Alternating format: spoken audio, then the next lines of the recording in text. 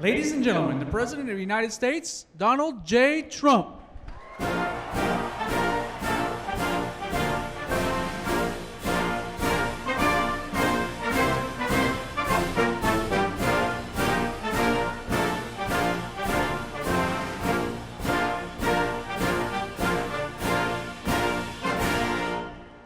Thank you very much.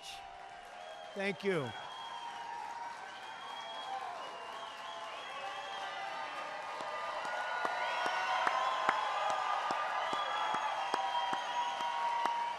Thank you very much. It's so nice, and we appreciate it, and all of the people outside that were waving proudly the American flag. Believe me, we appreciate it very much. I want to thank Jerry Cook, Steve Burney, and all of the tremendous employees here at the Lauren Cook Company for hosting us today. Where is Jerry? Where is Jerry? Thank you, Jerry. What a job. I've heard so much about you. It's a great honor to know you, Jerry. Thank you. I also want to welcome the many distinguished guests who are here with us for this very important event. Secretary of the Treasury, Steve Mnuchin. Thank you, Steve. Secretary of Commerce, Wilbur Ross. Small Business Administrator, which, by the way, is a very large business, I will tell you that, Linda McMahon, friend of mine.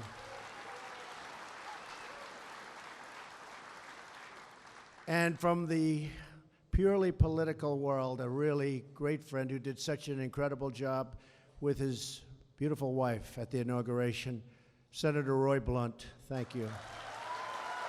Thank you. Where's Roy? Thank you, Roy. Governor Greitens is here, who's doing some job. Thank you, Governor. Special. Lieutenant Governor Parson. Lieutenant Governor. Thank you, Lieutenant Governor. And our great members of Commerce, I want to thank you all for coming. There's so many. I was asking the governor and Roy, I said, do you think I should announce them all? I have so many. But I'm honored that they're here. Representative Sam Graves. Representative Vicky Hartzler. It's been terrific. My friend for a long time and just somebody that he liked me from the beginning and I liked him, Billy Long. Where's Billy? Billy. Right, Billy? Right from the beginning. Blaine Luetkemeyer. Where's Blaine? Good. Thank you, Blaine. Representative Jason Smith. Jason, thank you for everything, Jason. Representative Ann Wagner. Hi, Ann. Good job, Ann. And I don't know, we have so many more. Anybody I forgot? Right? Everything okay? Good, I got it. You I remember more than anybody. Thank you all very much. I appreciate it. And to the congressmen, congresswomen, we very much appreciate you all being here. Thank you very much. Before we begin, I'd like to take a few moments to discuss the deeply tragic situation in Texas and Louisiana. As we all know, our Gulf Coast was hit over the weekend with a devastating hurricane of historic proportion. Torrential rains and terrible flooding continue to pose a grave danger to life and to property. Our first responders have been doing absolutely heroic work to shepherd people out of harm's way, and their courage and devotion has saved countless lives.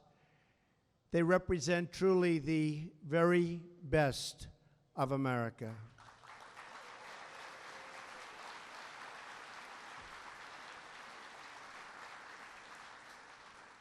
We must be vigilant. We must protect the lives of our people. I was on the ground in Texas yesterday to meet with Governor Abbott, who is doing, by the way, an incredible job, and local officials, so that we could coordinate the very big and unprecedented federal response. In difficult times such as these, we see the true character of the American people, their strength, their love, and their resolve. We see friend helping friend, neighbor helping neighbor, and stranger helping stranger. And together, we will endure and we will overcome.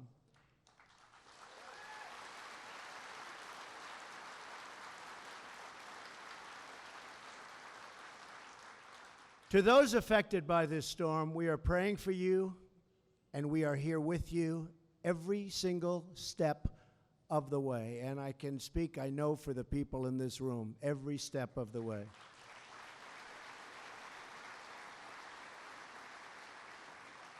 To those Americans who have lost loved ones, all of America is grieving with you, and our hearts are joined with yours forever. The citizens of Texas and the Gulf Coast need all the prayers, support, and resources our communities have to offer.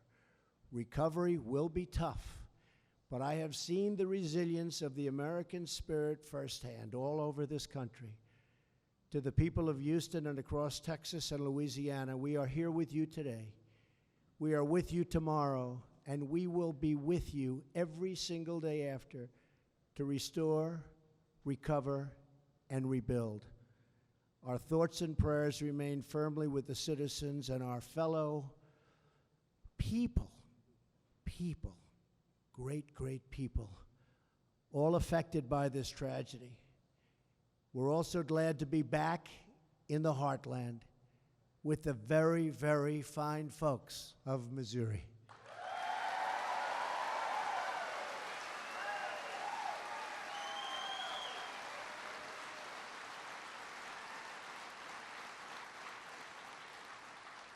And I said to Senator Blunt, and I said to Billy Long on the plane coming in, can I say Missouri, or should I say Missouri?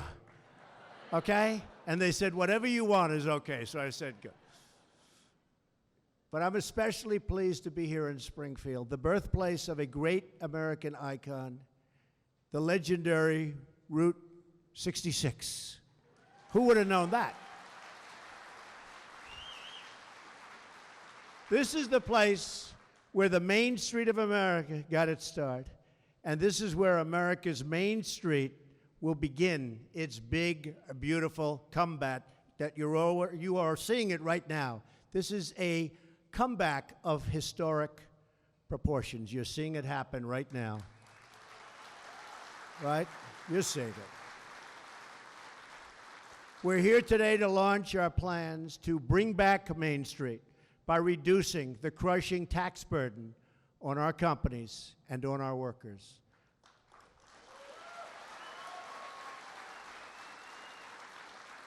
Our self-destructive tax code cost Americans millions and millions of jobs, trillions of dollars, and billions of hours spent on compliance and paperwork. And you have seen what's happening with regulations. They're going fast. We need regulations, but many of them are unnecessary, and they are going fast.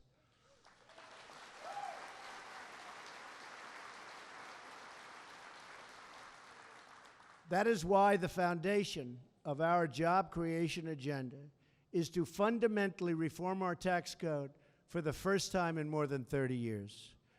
I want to work with Congress, Republicans, and Democrats alike on a plan that is pro-growth, pro-jobs, pro-worker, and pro-American.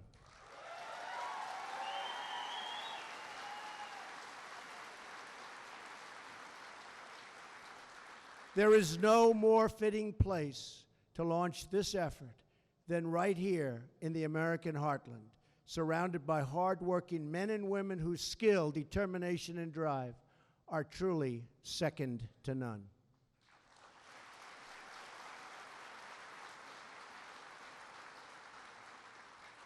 And by the way, before I start, Ivanka Trump, I see my beautiful daughters in the audience. Stand up, honey.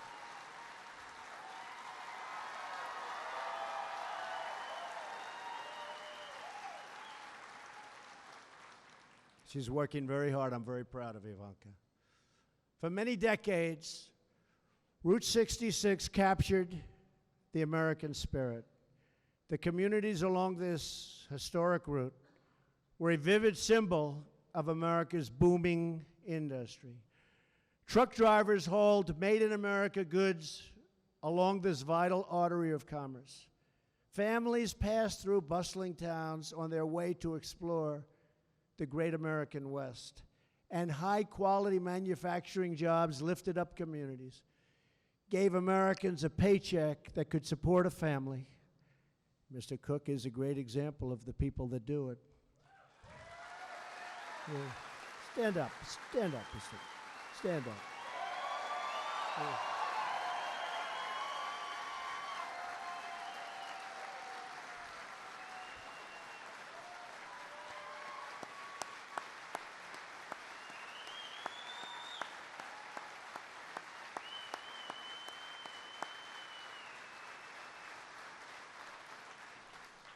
I think they like you. And provided millions of our fellow citizens with the pride and dignity that comes with work. But in recent years, millions of Americans have watched that prosperity slip away in the rear view mirror. And it wasn't pleasant to watch, especially for me. I would sit back, I was in business, and I could see what was happening. Wasn't good. If we want to renew our prosperity and to restore opportunity, then we must reduce the tax burden on our companies and on our workers.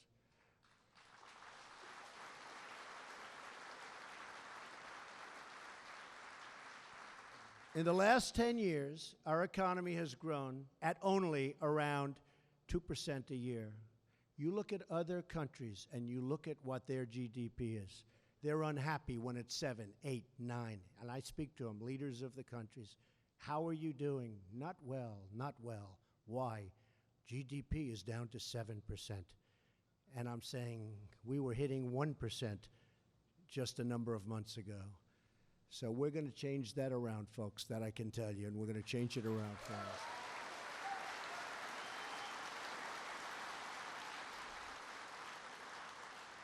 And today, a very appropriate day that this should happen, we just announced that we hit 3% in GDP. It just came out.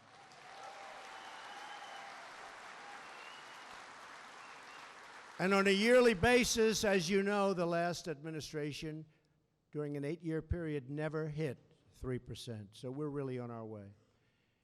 If we achieve sustained 3% growth, that means 12 million new jobs and $10 trillion of new economic activity over the next decade. That's some numbers.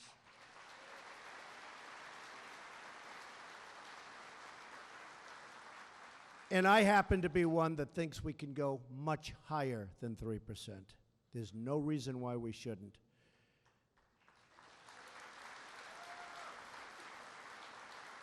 So this is our once-in-a-generation opportunity to deliver real tax reform for everyday, hardworking Americans. And I am fully committed to working with Congress to get this job done. And I don't want to be disappointed by Congress. Do you understand me? You understand? Understand. Congress. I think Congress is going to make a comeback. I hope so. Tell you what, the United States is counting on it.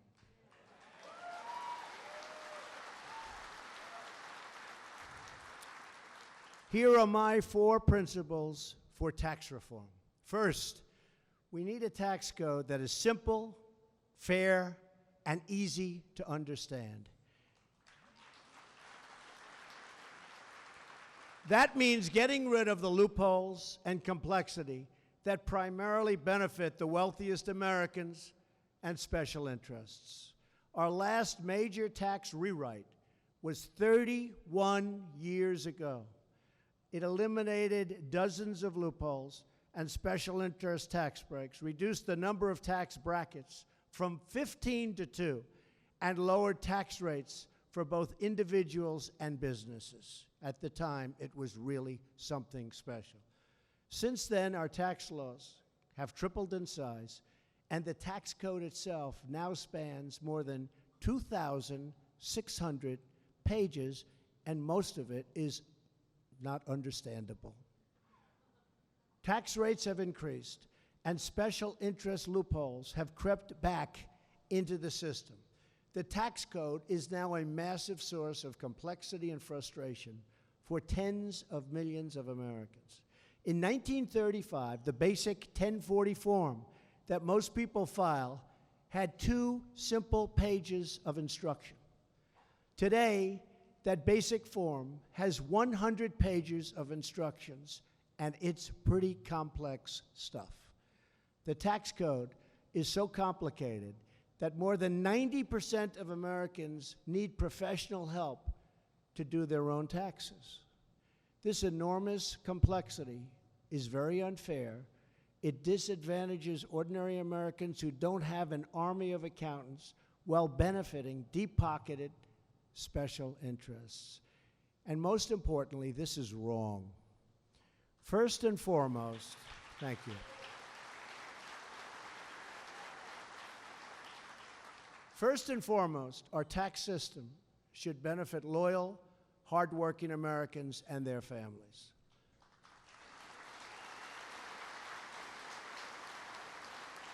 That is why tax reform must dramatically simplify the tax code, eliminate special interest loopholes. And I'm speaking against myself when I do this, I have to tell you. And I might be speaking against Mr. Cook, and we're both okay with it. Is that right? It's crazy. We're speaking, maybe we shouldn't be doing this, you know? But we're doing the right thing.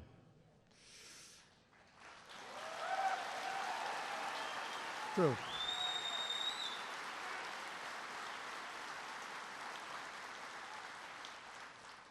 And allow the vast majority of our citizens to file their taxes on a single simple page without having to hire an accountant.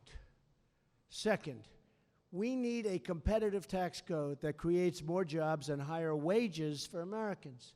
It's time to give American workers the pay raise that they've been looking for many, many years.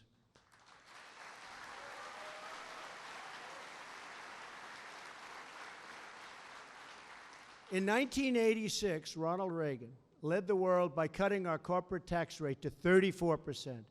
That was below the average rate for developed countries at the time. Everybody thought that was a monumental thing that happened. But then, under this pro-America system, our economy boomed. It just went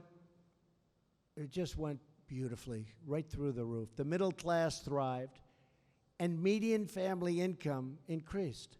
Other countries saw the success. They looked at us. They saw, what is America doing? What's happening with the United States?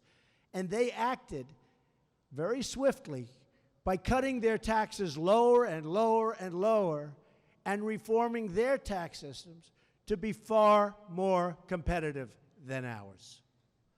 Over the past 30 years, the average business tax rate among developed nations fell from 45% to less than 24%, and some countries have an unbelievably low tax, including, by the way, China and some others that are highly competitive and really doing very well against us. They are taking us, frankly, to the cleaners. So we have no choice. We must lower our taxes. And your senator, Claire McCaskill, she must do this for you, and if she doesn't do it for you, you have to vote her out of office.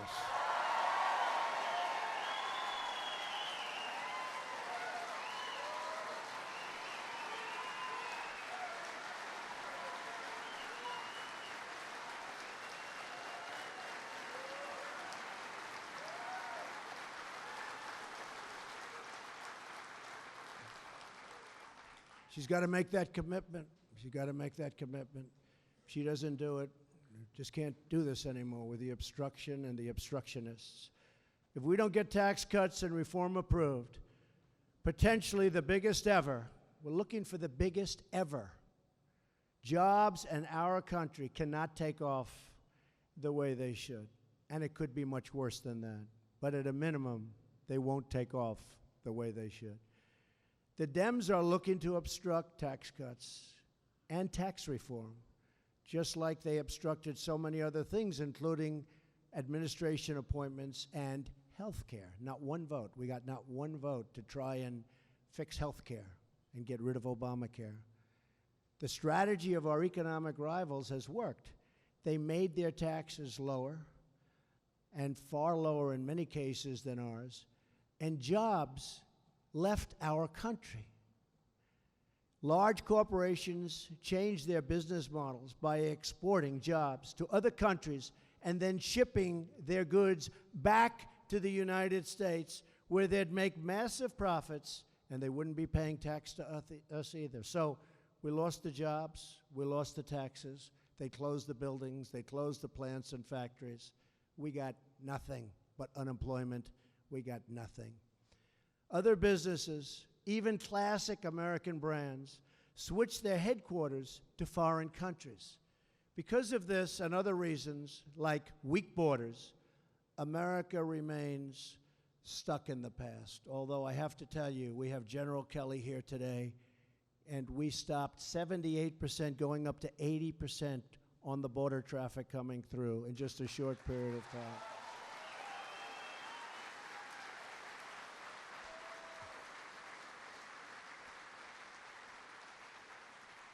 He's done some job. Whole different world out there right now.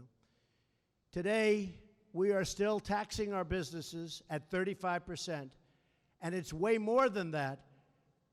And think of it, in some cases, way above 40% when you include state and local taxes in various states. The United States is now behind France, behind Germany, behind Canada, Ireland, Japan, Mexico, South Korea, and many other nations.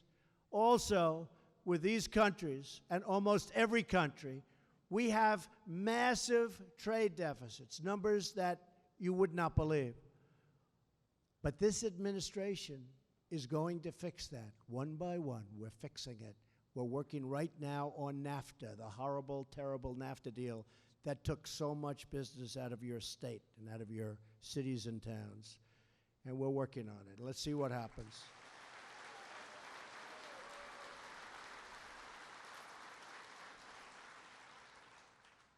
Mexico is not happy. But as I told them, you made a lot of money for a lot of years and everybody left you alone.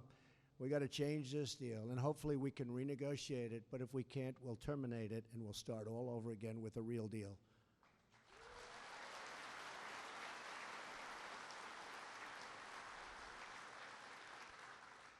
So when it comes to the business tax, we are dead last. Can you believe that? So this cannot be allowed to continue any longer. America must lead the way, not follow from behind. We have gone from a tax rate that is lower than our economic competitors to one that is more than 60% higher. We have totally surrendered our competitive edge to other countries. We have totally surrendered. We're not surrendering anymore.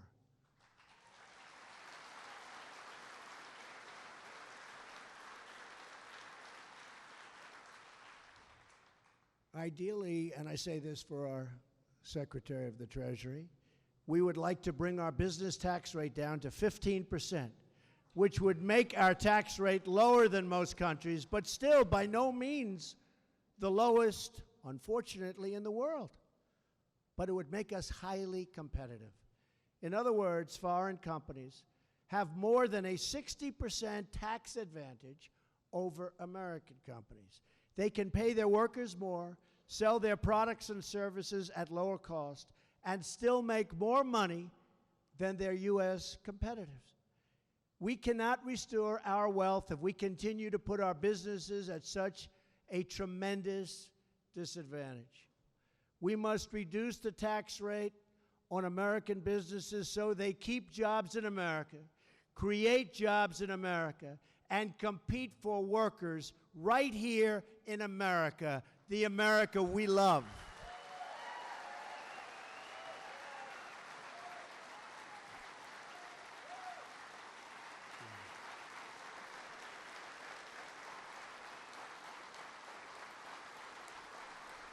Thank you. Thank you very much. Because when businesses compete for labor, your wages will go up. Lower taxes on American business means higher wages for American workers, and it means more products made right here in the USA.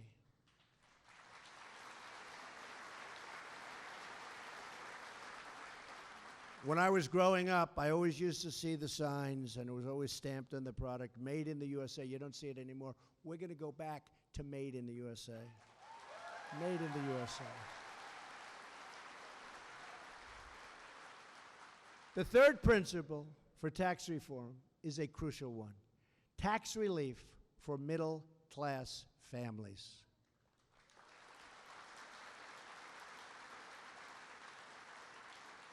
In a way, and I've been saying this for a long time, they've been sort of the forgotten people. But they're not forgotten any longer, I can tell you that. We will lower taxes for middle-income Americans so they can keep more of their hard-earned paychecks, and they can do lots of things with those paychecks. And that really means buying product ideally made in this country, but that means they'll go out and they'll spend their money, and it will be a beautiful thing to watch. This includes helping parents afford child care and the cost of raising a family. That's so important to Ivanka Trump.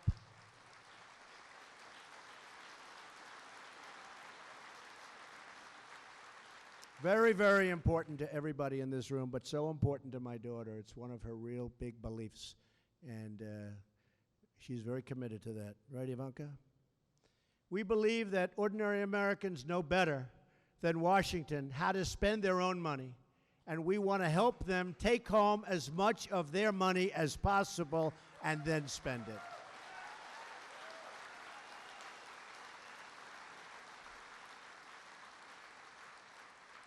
So they'll keep their money, they'll spend their money, they'll buy our product, our factories will be moving again, companies are going to move back into our country, jobs are going to prosper, and our country is going to be just like it says on that beautiful red hat. It says, "Make America Great Again." That's what we're going to do. Right? Fourth and finally, we want to bring back trillions of dollars in wealth that's parked overseas. Because of our high tax rate and horrible, outdated bureaucratic rules, large companies that do business overseas will often park their profits offshore to avoid paying a high United States tax if the money is brought back home. So they leave the money over there. The amount of money we're talking about is anywhere from $3 to $5 trillion. Can you believe that? By making it less punitive for companies to bring back this money, and by making the process far less bureaucratic and difficult, we can return trillions and trillions of dollars to our economy and spur billions of dollars in new investments in our struggling communities and throughout our nation. It's time to invest in our country, to rebuild our communities, and to hire our great American workers.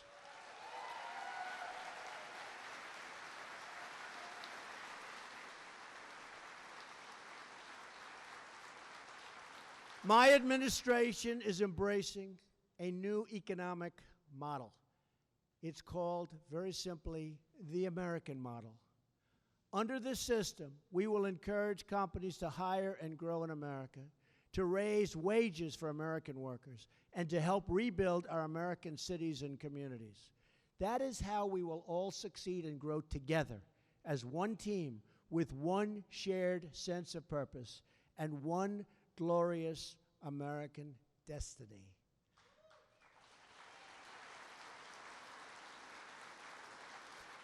So today I'm calling on all members of Congress, Democrat, Republican, and Independent, to support pro-American tax reform. They have to do it. It's time. They have to do it. It is time. I'm calling on Congress to provide a level playing field for our workers and our companies, to attract new companies and businesses to our shores, and to put more money into the pockets of everyday hardworking people, and also into the pockets of our companies so they can continue to grow and expand.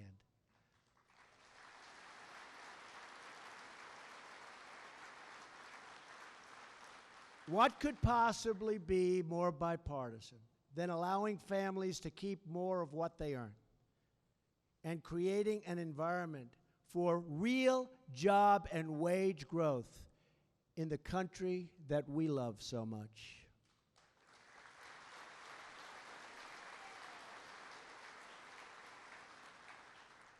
So let's put, or at least try to put, the partisan posturing behind us and come together as Americans to create the 21st century tax code that our people deserve.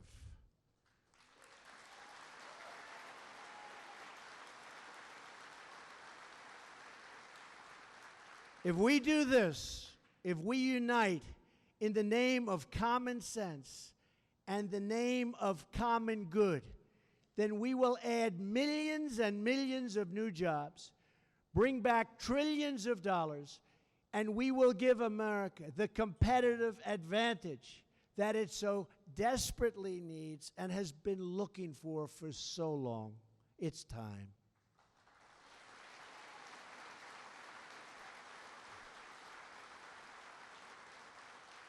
Products made with American hands, American labor, and American grit will once again be delivered throughout the world. That's true. True. It's time. Instead of exporting our jobs, we will export our goods.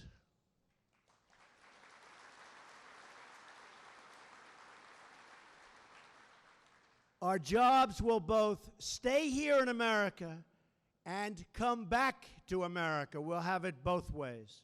Millions of struggling citizens will be lifted from welfare to work. They will love getting up in the morning. They will love going to their job. They will love earning a big, fat, beautiful paycheck. They will be proud again.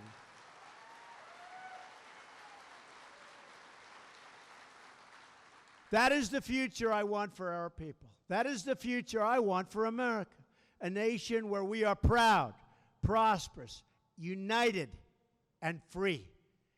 Today, I am asking every citizen to join me in dreaming big and bold and daring things, beautiful things, for our country. I am asking every member of Congress, of which we have many with us today, to join me in unleashing America's full potential. I am asking everyone in this room and across the nation to join me in demanding nothing but the best for our nation and for our people.